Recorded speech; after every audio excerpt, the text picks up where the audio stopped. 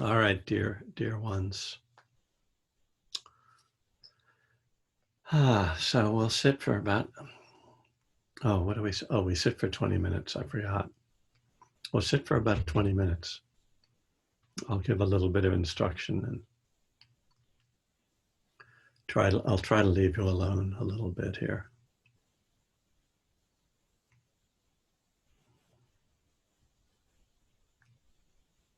Gathering the attention into your body.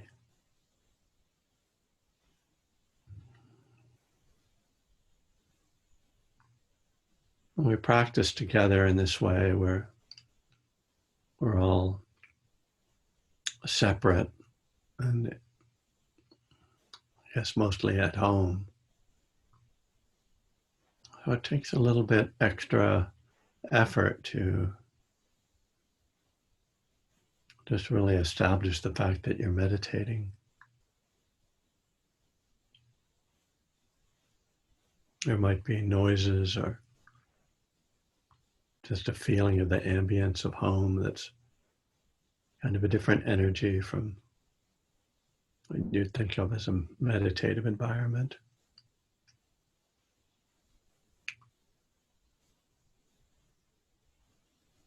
So to take that effort to establish posture,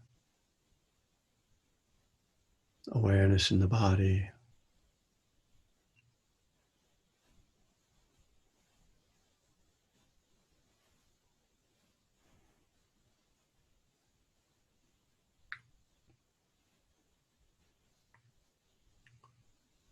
feeling the breath moving in the body,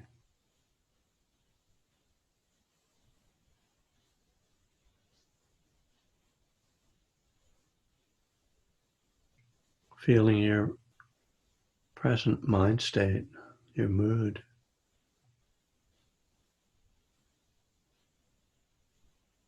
Giving space for that.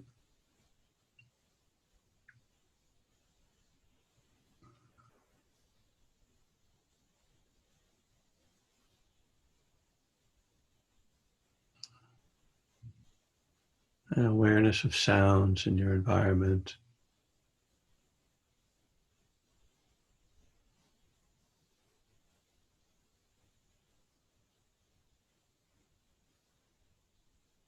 And seeing if you can gently incline your mind and body into a bit more calm.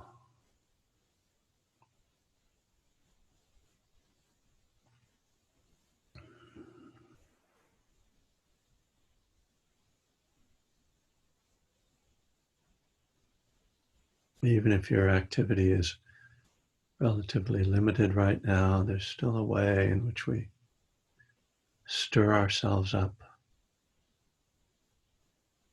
Might not be doing much, but somehow we generate energy.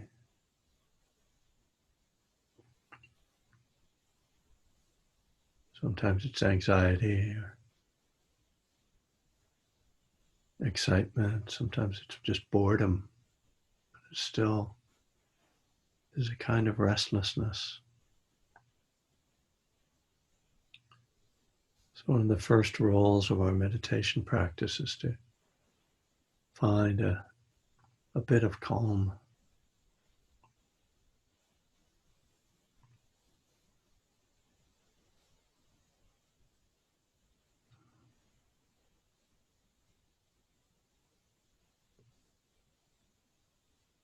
If we're experienced in our practice, we can usually find that unless we're very agitated. We can find it just a little bit of calm.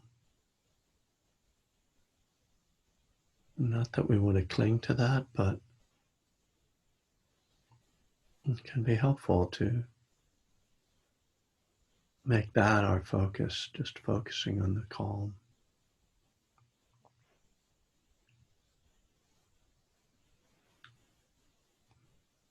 Having a sense of that calm radiating radiating through the body,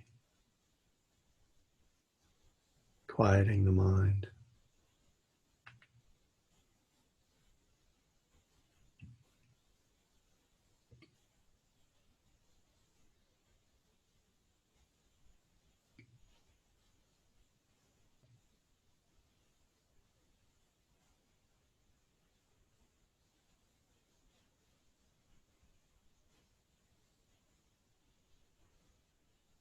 It's not that we're trying to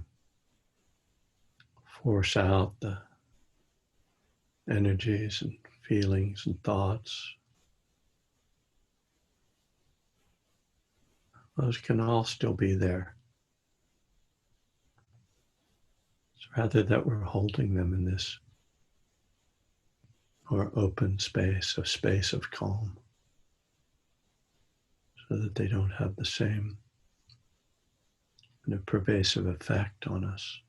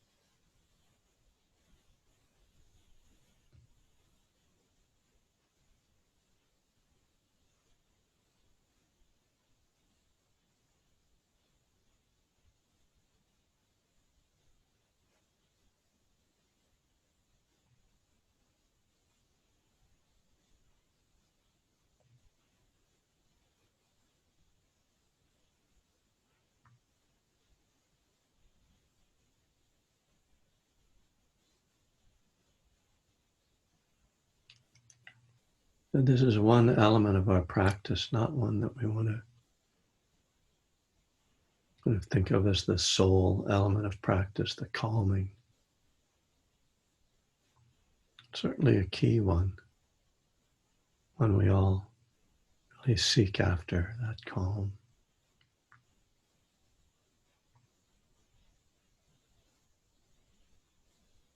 But for insight meditation to be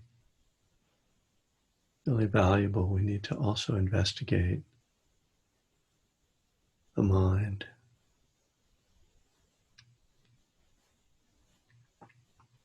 To observe the turnings of the mind.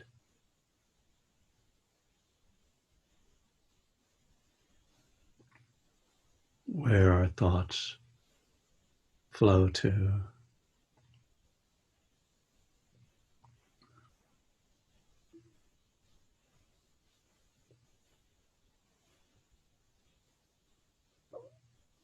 What are the judgments, biases that guide our thinking?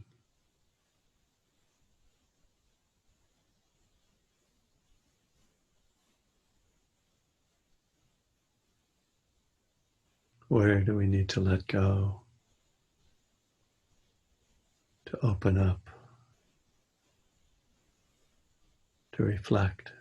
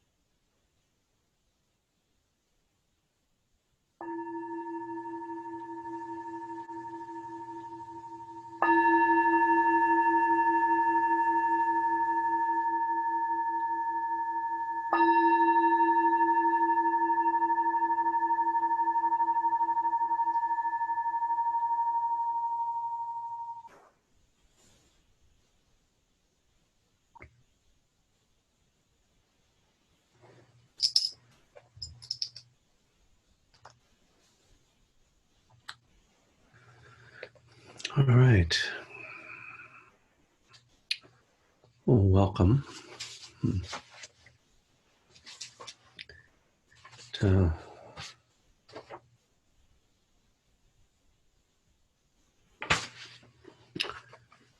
this seems to just keep happening. We keep meeting like this.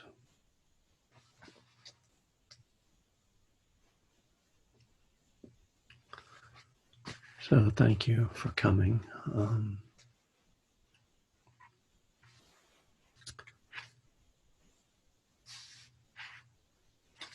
We have been looking at one breath at a time. We're on step 3, and we're on a section called Growing on the Path. And I have gone over this a couple times this week, and I can't figure out why I wrote it.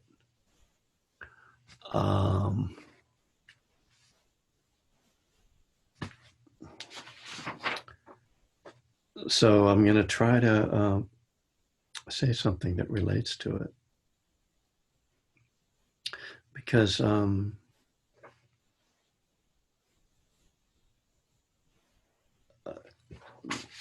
well,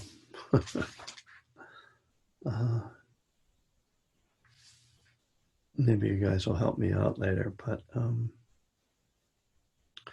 it really seems to be about the blossoming of Buddhism in my recovery, which was a really obviously a really vital part of that. And I've talked about this before, and maybe I could talk about it in a little bit different context.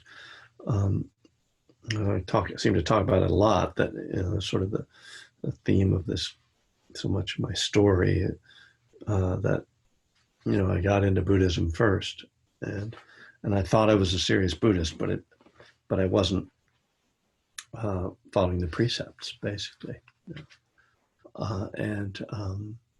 And so my life didn't really change. Nothing really changed, except I got good at meditating, which is nice, but it doesn't really carry you that far if you don't have the precepts. And so in a lot of ways, I feel like when I got sober, it was really like taking the precepts. Of course, I didn't see it that way at the time. I saw it as getting sober. And I saw it as completely unrelated to Buddhism.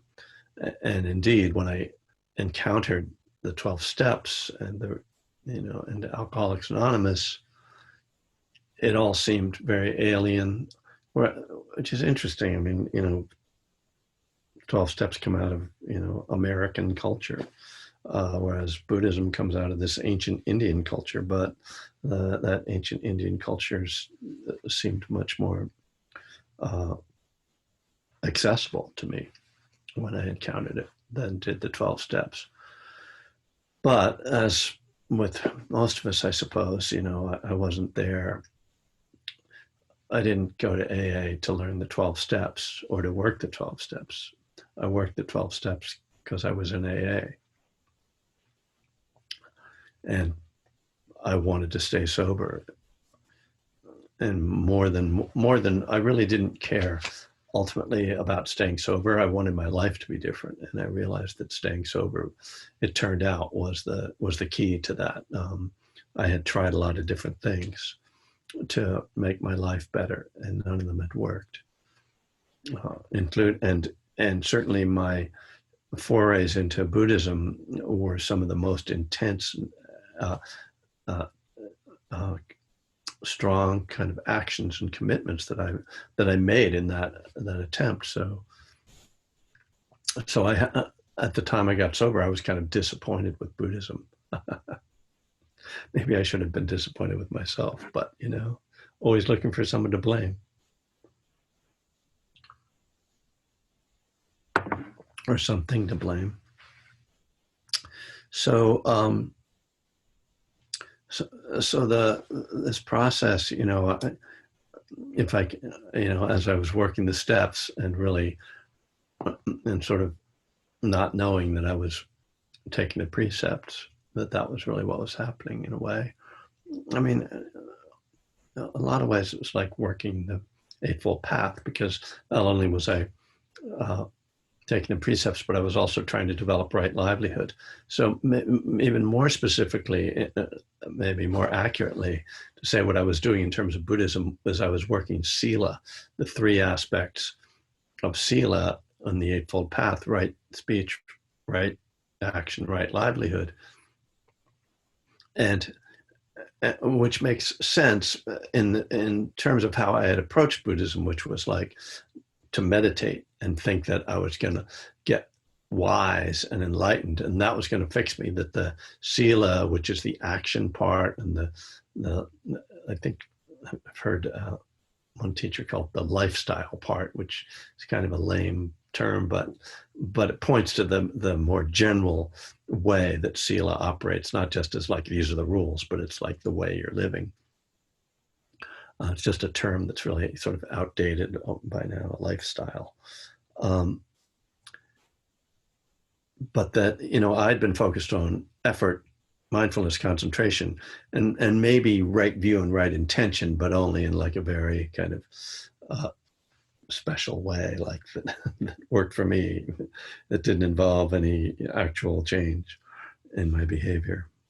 And so, but nonetheless, as I was working the steps and working the program, and my life was starting to change, and I was living by the precepts, and I was changing, livelihood was changing. Buddhism was kind of on the back burner, but it was on a burner. I never completely abandoned it.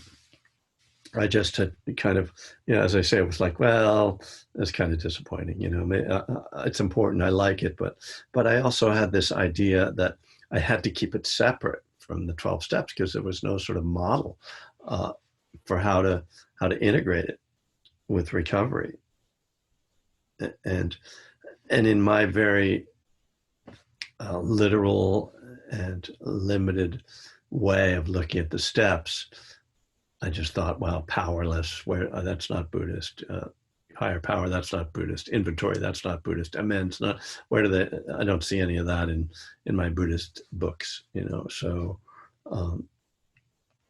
so I just felt like I've got to keep it separate. But I also kind of, it was also on like a special burner. Like there was a part of me that was like,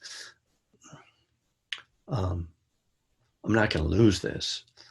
And there was also, I don't know, there's a lot of different reflections on that, because there was also a certain arrogance in my mind that like, these people don't know about Buddhism. Like, they don't, the steps, it's good, it's good to stay sober, but like, as a Buddhist, I know I'm actually superior to them, spiritually. So, and they don't even know how to meditate. So how spiritual can they be? A lot of confusion there, but there you go. I'm still confused, so it's not that different. Just confused about different things now, it's just. So, I have this moment of kind of at 7 years sober, like really realizing that not only am I committed to Buddhism, but that I really want it integrated. And that's what this little section is a little bit about how that started to happen, and how I was first invited to lead a Kalyanamitta group, which is just like a kind of a Buddhist support group. And in that group, there were several people who were sober, which was surprising already to me, because I didn't think there were any other sober Buddhists, more of that kind of arrogance, like I'm so unique. But as I was looking at this and thinking about what I wanted to say about this tonight, what I really feel like is important about this is that the title of the section is called Growing on the Path. And to me, it's the growing. it's the growing that's important, and in an ongoing way, and having just passed 35 years sobriety, it's it's not enough to say, oh, it's not about drinking anymore, but that's not even, that's not exactly what is important to say, but that being engaged, I guess it's hard for me to keep my spiritual life contained even in this a container of Buddhism and the 12 steps. I feel like it has to be, I have to take away any kind of boundaries around it. And that the risk, now, one of the problems with that is that 12-step programs have this tradition of not talking about outside issues. And so, when we kind of take down the walls, then the outside issues kind of come flooding in potentially, if they're legitimately have a spiritual element to them. And after all, what doesn't have a spiritual element to it? When you take down the walls, you discover the spiritual elements of everything. But I also recognize that's me, right? And I admit that I have a hard time separating my life from my teaching, and myself from my teaching. And so I was sort of tempted there to apologize for that. I don't think that makes too much sense, but I understand that sometimes that's alienating to people. But I also know that it's sort of what other people like about me. So,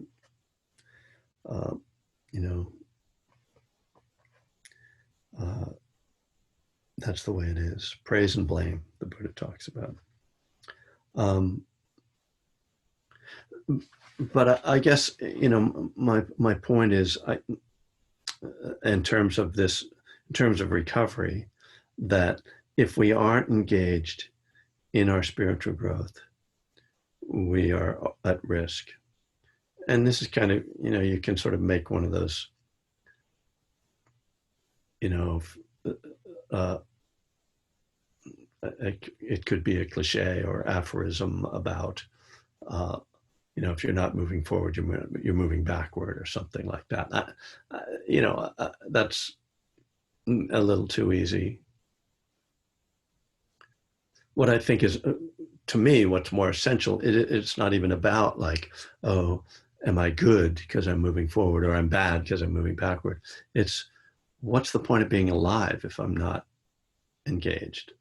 What do I think my life is? What's the value of it? I'm of an age when many people are retired, and I keep asking myself, what does that mean? Like, what is it? How do you do that? Like, it doesn't, that just seems to me like, just hook me up to the morphine IV and, kick back. Okay, great. Good to go. But if it's not that, then I've got to be here. I've got to be engaged. And anyway, I've had a difficult week. I'll say that. And I don't, and that's, so, I have this commitment to show up here, and I'm just not the kind of person who can always put on the Dharma face and, be the guru, many of you know that already. But so a lot of a lot of the things of the world are hitting me, and you know, it's interesting that it's hitting now. I mean, this has been like 3 months, right? And why now? Like, I really felt very differently. The first month of the pandemic, I think I take a certain, I, I've always had a certain perverse interest in disasters, like earthquakes and fires and stuff. I would kind of get excited, or like, and like have, have the news channel on like all day and just like watching the disaster. And I like to read about, I've read, not a lot of books, but enough books about, people surviving in the desert, or, like things to like John Krakauer's Into Thin Air, things where like, and so I was kind of getting that vicarious thrill, I think, out of the early days of the pandemic. Like, oh, it's a disaster, this is exciting. And, but, we sort of moved past that now, and we're into another area. And so, all right, I'll try to be a spiritual teacher again for a minute if I can.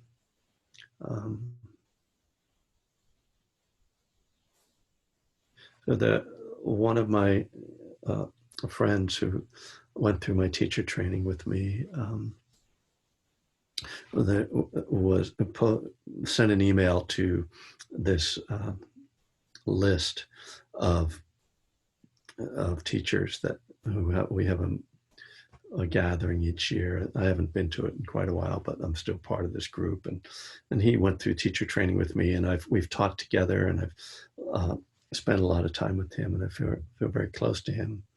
And he was a medic in Vietnam, and it was when he was on his first meditation retreat that he had his first huge bout of PTSD. And Jack Kornfield helped him through it. And Jack subsequently has published, actually in 2 of his books, an account that, his name's Lloyd Burton, an account Lloyd gives of that experience of going through it and working with it and dealing with it. But Lloyd had like a blow up recently, and it was triggered because when he came back from Vietnam, he was at the March on Washington in 1969, and he was helped at a first aid station, trying to take care of protesters who were getting beaten up by whatever it was. Actually, he said it was the DC police. So he got gassed at that time, and more trauma.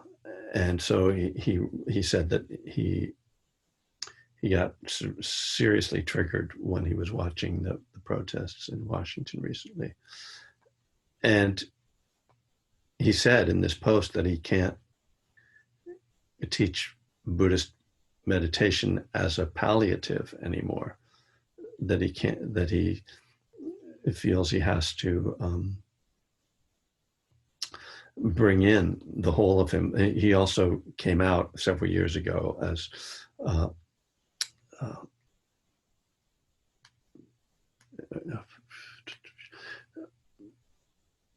came out around his sexuality, that he's queer something. I'm sorry. I really apologize for not having the language, but and that was really difficult for him, and particularly in the community. So knowing he's going through all this stuff was just difficult to read it, but especially because I relate to it. I haven't gone through half the trauma he did, but I don't know. Yeah. When your heart's open, you feel it when other people go through it. And so this is the challenge, I guess, that I'm talking about of how do we, our meditation and our recovery and our work, 12-step work, are all things that we really desperately need to keep ourselves sane. If you're any kind of a addict or an alcoholic, like, we can't like just say, oh, well, I'm going to go out there and be a protester, and I'm going to, because this spiritual stuff isn't, that's not the right thing to be doing. Of course it is it's what we have to do. It has to be our foundation. Any kind of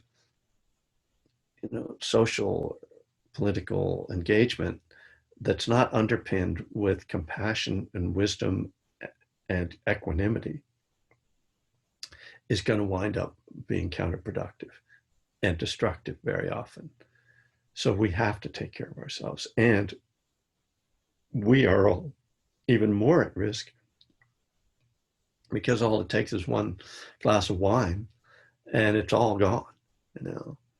So I'm not by any means suggesting, oh, now it's time for me to like close up my computer and paint a sign and that's it. It's just that it's hard to keep them separate. And those who were here last Friday at the Spirit Rock session know that that night I was really talking a lot about that. So coming back to this idea of growing in the path, I think, for each of us, it means different things. And besides that, each of us is in a different place. And all I can say as someone who is where I am on the path, which presumably is somewhere, I guess if I'm a teacher and I'm doing this, I'm supposed to have been, have some experience. Is all I can say is that staying engaged and true to yourself is so important. Not sort of accepting the status quo. I can remember earlier in sobriety, when I was in grad school, I was in Orange County, so in Irvine, and there's a lot of sobriety down there. And I can remember people with 30 plus years talking and I don't know.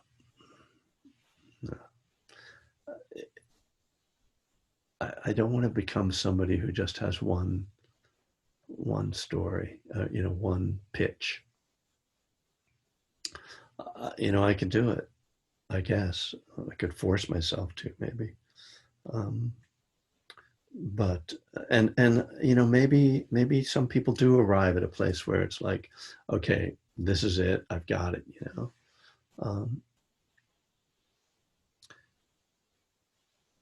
And I guess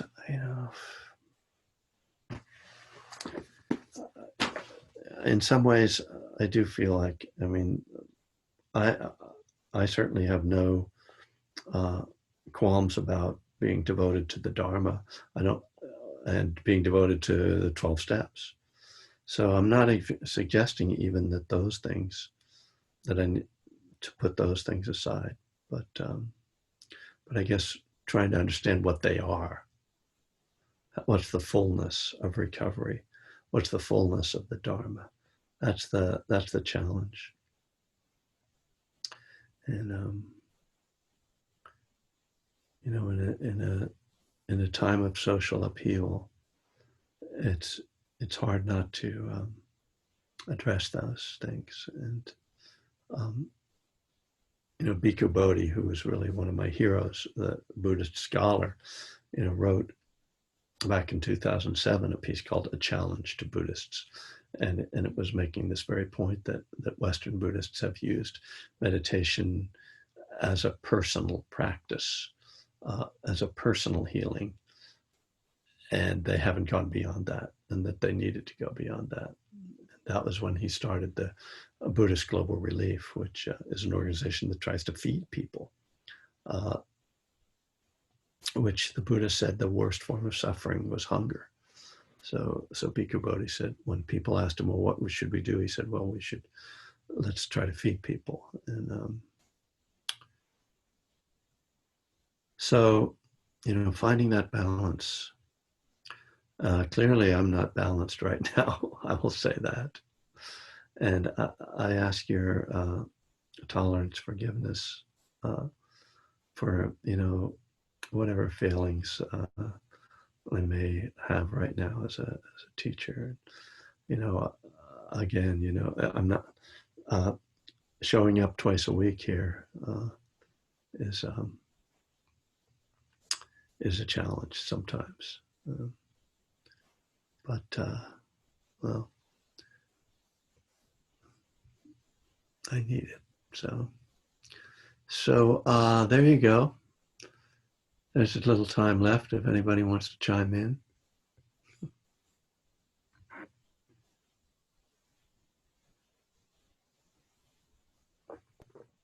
Hi, Kevin. It's Mick. Hey, Mick.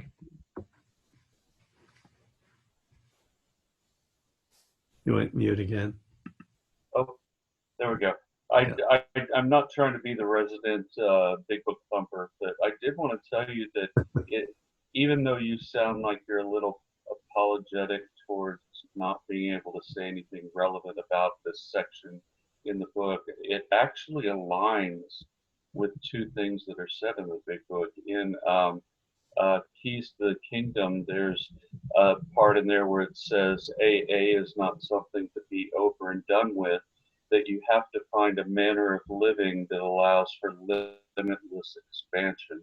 And then also in the last chapter, the first 164, Vision for You, it says something along the lines of, no, it's not. It's earlier. It's somewhere in the first part about how what we really have is a daily reprieve based upon our spiritual condition. And both of those things are exactly what you were talking about. And I just wanted to say, I actually appreciated what you said about this chapter, even though you felt like you weren't saying much. I thought you were saying quite a bit. Thanks, Mick. Hope everything's okay out there. I hope everything is up to date in Kansas City, as we like to say. Sorry for all you Oklahoma fans.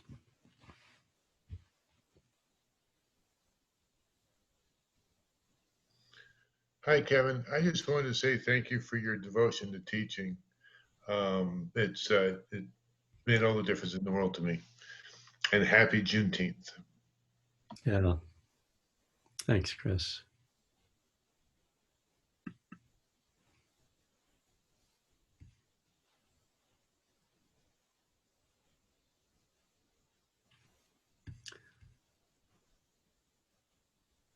Well, I had it.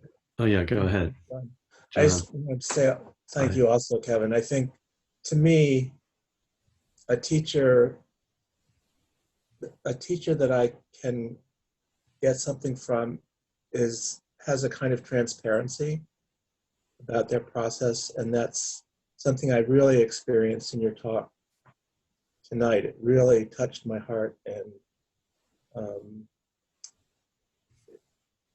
it was very, very helpful. I really appreciate it. Thank you. Thanks, John. For being transparent. Thanks. It's good to see you on here.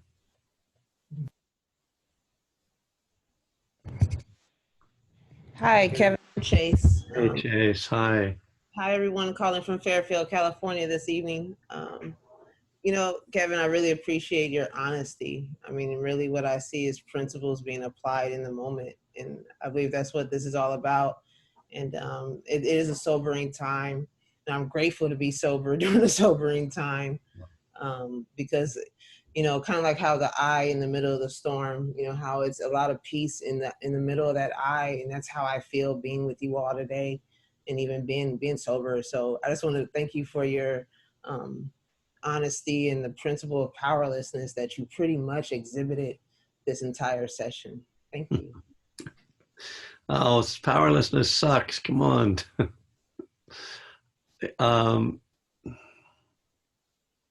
Thank you. Something I was going to say.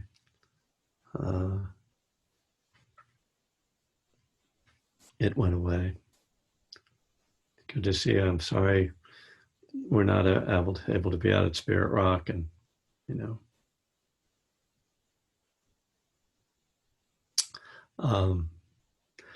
Yeah, you know, I had a spiritual experience yesterday on the golf course when I thought somebody was going to touch my golf ball, and I started screaming at them and waving my arms, and ran down the golf course until they realized that it wasn't my ball; it was their ball, and also that I was being a complete asshole. But the spiritual experience was that I have this step 10, and before I even got to them, I was apologizing because you know, when people are on a golf course, they have dangerous weapons that can be used against people, and I was just like, I am so sorry, I'm being a total asshole, I'm really sorry. And of course my next shot was just terrible, you know, but that was instant karma. But I was so grateful that, like, I know how to just like be wrong, how to apologize. It's like somebody that I don't know. Oh, Chase, you put in step 10 before, so I'm talking about step 10. You know, just like that's such an amazing thing this program gives us, to be able to reveal our failures in real time. You know, and the 4th step is one thing, 9th step, you know, but 10th step is like, wow. And that's where, mindfulness. Now, my playing partner, who I had told I had told him, I didn't know the guy, we were just playing together. I told him I was a meditation teacher, and afterwards he was like, I thought meditation was supposed to keep you calm, you know. And I was like, yeah, but see, that's why I have to meditate a lot. You see, it's not like, which he didn't really buy that. So then I just was like, I'm an asshole.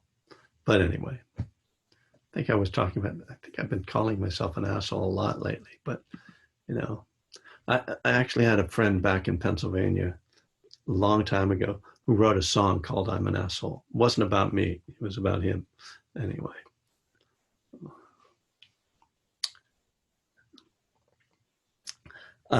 Nothing but entertainment here for you guys tonight.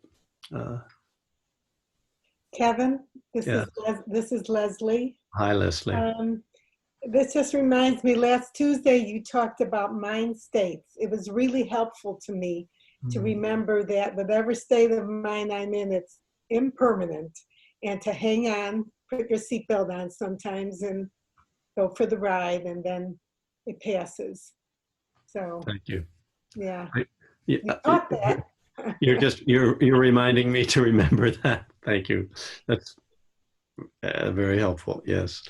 Yeah. And, you know, it is interesting, you know, because this has been a difficult mind state, but I am aware that it's this kind of flow thing, you know.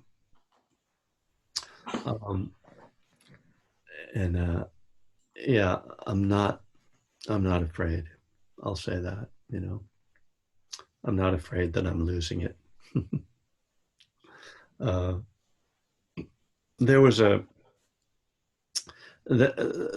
thing that really set me off today was that there was a post on a woman, an African-American woman, was teaching young African-American girls to climb up at Indian Rock in Berkeley. And some white woman walked by and yelled at the children and called them the N-word. And just looking at this post made me sick. That's a few blocks from where I live. To know that there's somebody in my neighborhood who would say that. So I drove up there today to Indian Rock, and what was there was a whole lot of signs about saying basically Black Lives Matter signs, and a whole variety. And there was chalk in the sidewalk, and there people had posted various different handwritten and printed out signs, and calling this woman out, and just so I was reassured that that's not what this neighborhood represents, but it is a very white neighborhood and a very privileged neighborhood, and it just made me sick, and it's been hard to hold that today. So there you are. You can find, if you're interested in that video, her thing is called Brown Girls Climbing, and she's on Facebook, and she's pretty awesome. I didn't know her, but I wrote her an email and asked her if I could help. So in the news department, I rarely have news since nothing really is changing very much these days. But so we have scheduled the Southern Dharma retreat, which now anybody in the world can attend if they're willing to be awake at the times and run on East Coast time. So this retreat is going to start on, I think, September 2nd. It starts the Wednesday before Labor Day and then ends on Labor Day.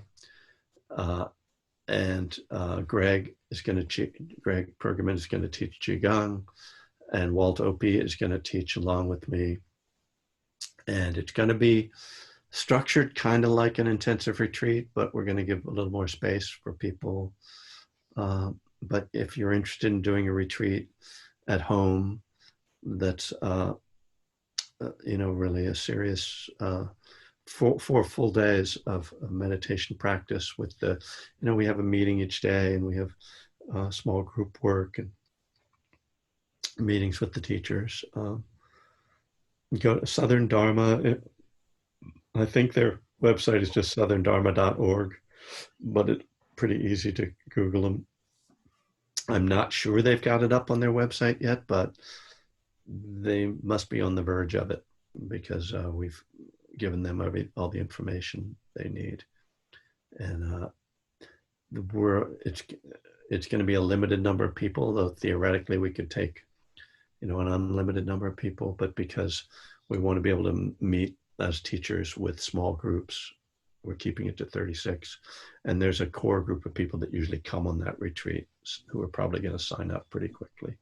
So if you're interested, check it out. It'd be great to have some people from this group join in. Is this in place of Vajrapani, or is this something else? No, I've been going to Southern Dharma every year for the last decade or so. Vajrapani, we're still talking about how we're going to do that, but I do plan to have another retreat in October, which will be on the West Coast time. And